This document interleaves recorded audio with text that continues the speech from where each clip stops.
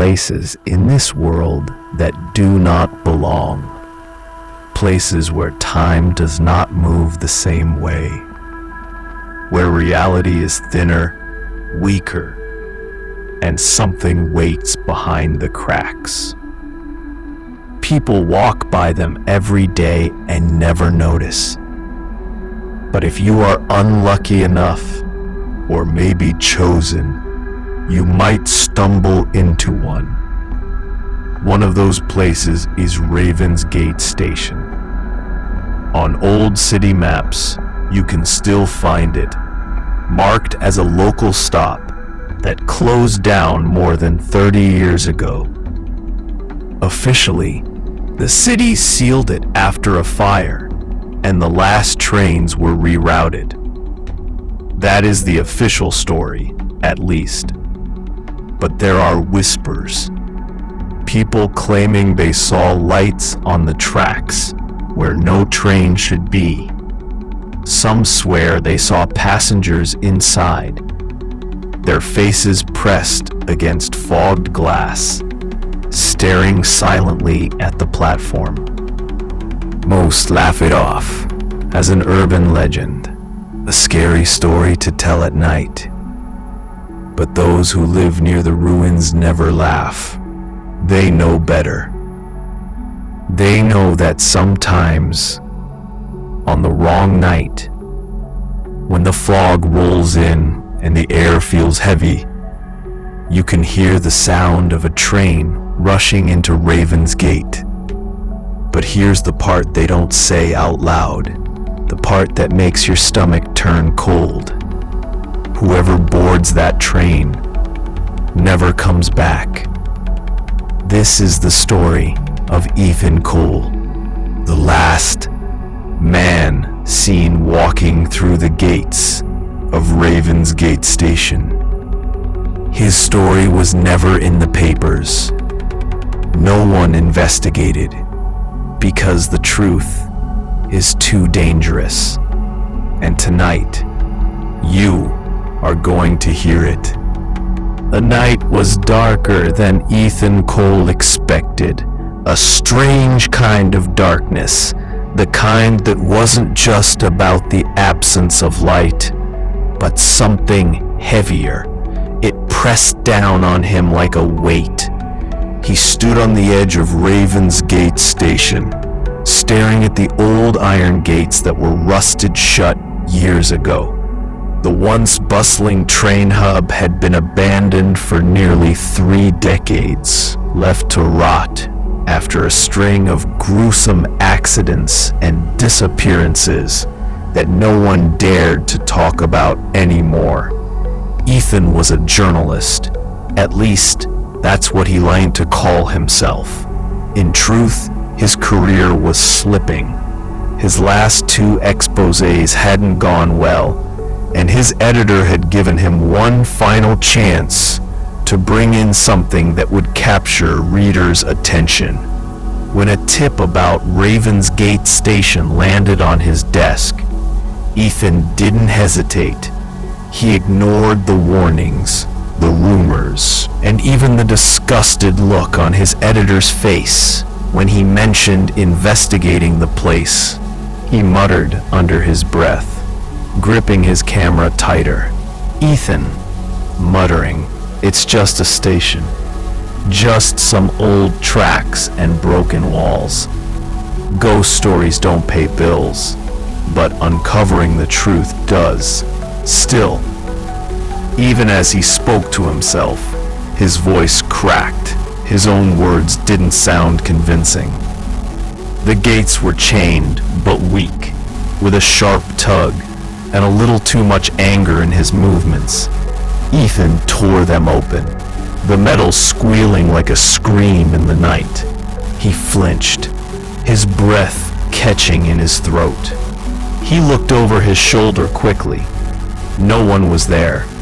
The road behind him was empty, the woods silent. He muttered again, this time under his breath.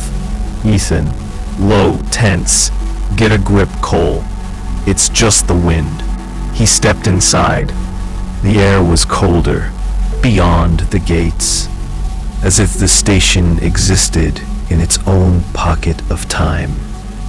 The platform stretched ahead of him, cracked and covered in weeds.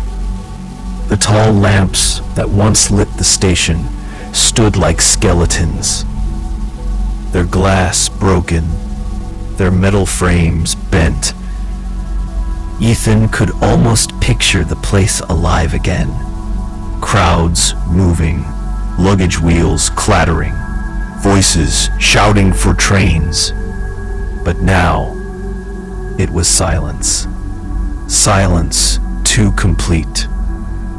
Ethan pulled out his recorder, pressing the red button. Ethan, into recorder, steady but forced. August 12th, 11:47 p.m. Ravensgate Station. This place has been abandoned since 1992, following a series of mysterious incidents. Locals claim the station is cursed, that those who enter after midnight never come out. Tonight, I'll find out what's real and what's just rumor. He tried to keep his tone firm, professional, but the tremor in his voice betrayed him. The crunch of his boots on gravel echoed far too loudly. Every step seemed to disturb the silence, like he was trespassing somewhere he absolutely shouldn't be. He lifted his flashlight and scanned the platform. The beams cut across faded benches, shattered windows, and an old schedule board still clinging to the wall. Its letters faded to ghostly smudges.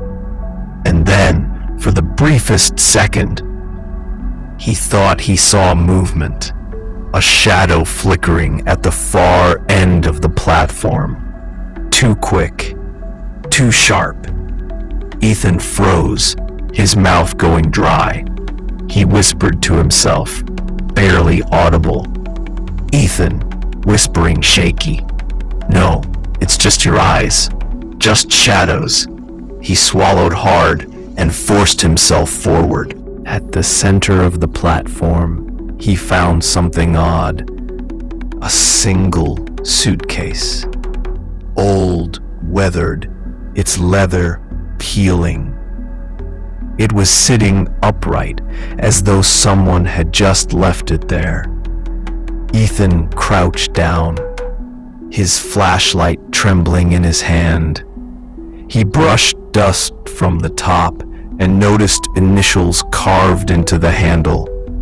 M.R. He muttered again, nervous now. Ethan, who the hell leaves a suitcase in a place like this? It's staged. Someone's messing with me, he muttered. But as he reached for it, the sound hit him. A faint echo. The distant, unmistakable sound of a train whistle. Ethan's heart slammed in his chest. He whipped around, his flashlight darting across the tracks. But there was nothing, just rusted rails stretching into the blackness. He let out a shaky laugh, one that almost turned into a sob. Ethan, that's impossible. There's no power here. No trains. Nothing, he said in his scared voice. But then the ground trembled. A low, vibrating hum shuddered beneath his boots, just like the rumble of an approaching train. Ethan staggered back, his flashlight beam swinging wildly. His breath came fast, shallow, and angry now. Angry at himself for being afraid. Ethan angrily. Get it together. It's in your head. Just in your head. And then, the whistle again. Louder. The air shifted. Cold wind rushed through the station, carrying the faint sound of metal grinding on rails. Ethan stumbled toward the edge of the platform, his chest tight, and looked down the tracks. His mouth went dry. There, in the distance, a light. Small at first, but growing. A train. A massive, shadowy train tearing through the dark toward the station. Its headlights glared. Its wheels screamed against the rails. Its sheer speed rattled every bone in Ethan's body. But the station was supposed to be dead. The tracks weren't even connected anymore. And yet, the train was real. It was coming. Ethan's breath came ragged, his body frozen. His mind screamed to run, to hide, to do anything, but his legs wouldn't move. His lips trembled as he muttered, his voice breaking. Ethan, no. This isn't real. It can't be real. A whistle shrieked. The train roared into the station. Black, massive, impossibly huge. Its windows glowed with dim, flickering light. Behind the foggy glass, Ethan swore he saw faces. Pale faces, eyes wide and staring. Passengers who shouldn't exist. The brakes screeched, sparks flying. The entire station trembled as the train ground to a halt. And then, silence. Thick, suffocating silence. The doors slid open with a hiss. Ethan's heart slammed. His mind screamed, "Don't go in. Don't you dare go in."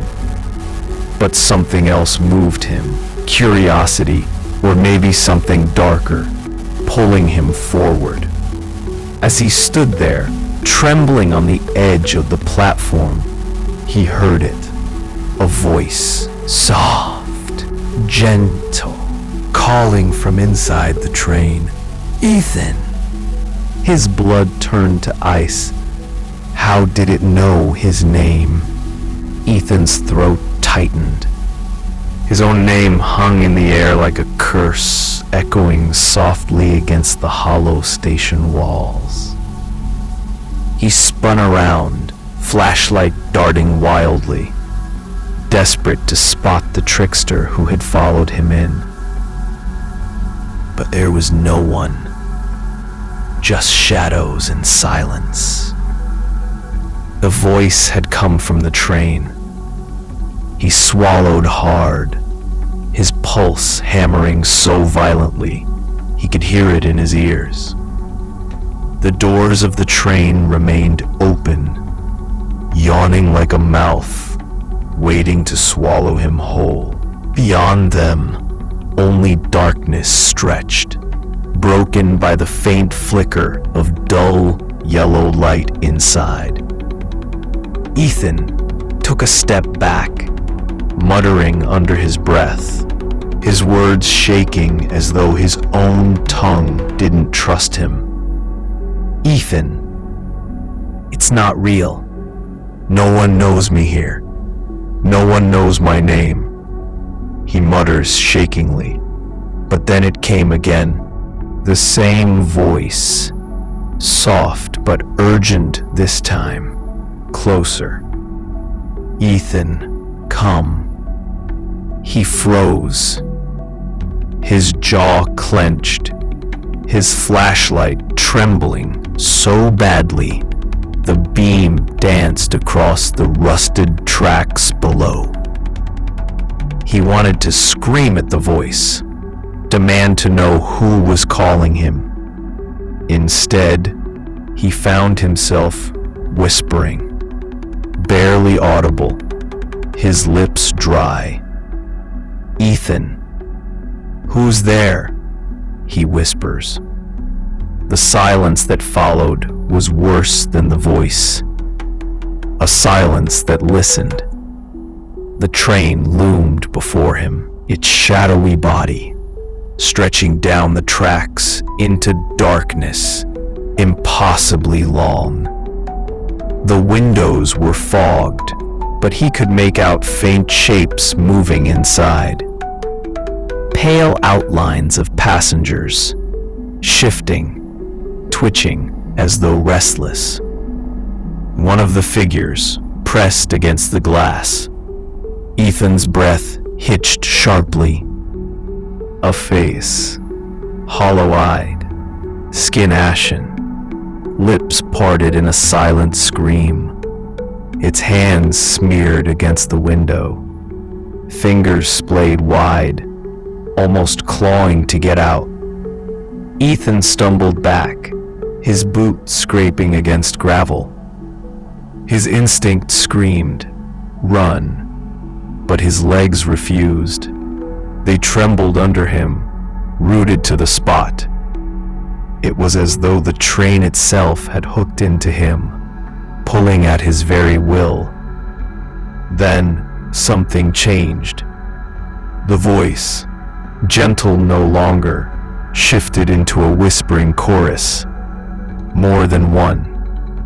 Dozens of voices, layered on top of one another, hissing his name. Whispers. Ethan. Ethan. Ethan. The sound slithered under his skin, crawled up his spine. His hands clenched into fists, shaking with fear and anger. He shouted, his voice breaking. Ethan yelling, angry and in his desperate voice, "Stop it. Stop saying my name." The voices cut off. Silence. The sudden absence of sound made his ears ring. His own ragged breathing filled the void. He wiped sweat from his brow with a trembling hand, forcing himself to take one shaky step back. And then, from the open train door, something moved. A shadow, long, distorted, bending unnaturally across the platform floor, as though cast by a figure that wasn't truly there. The shape stretched toward him, reaching. Ethan's body jolted to life. He stumbled back, nearly tripping over the abandoned suitcase with the initials MR. He turned to run, but froze again when he realized the gates he had entered through were closed, chained shut, and this time the rusted lock was whole again. And that was only the beginning of Ethan Cole's nightmare at Ravensgate Station. A place where shadows whisper, the dead still ride, and the last passenger never leaves. If you enjoyed this story, and if you want more terrifying tales that will keep you awake at night, make sure to follow and subscribe to our channel, Screaming Night. We have many more haunted journeys waiting for you. Stories of cursed places, restless spirits, and horrors that lurk just beyond the edge of the light. You don't want to miss what's coming next. So hit that subscribe button, turn on notifications, and join us again if you dare. Until then, sleep well if you can.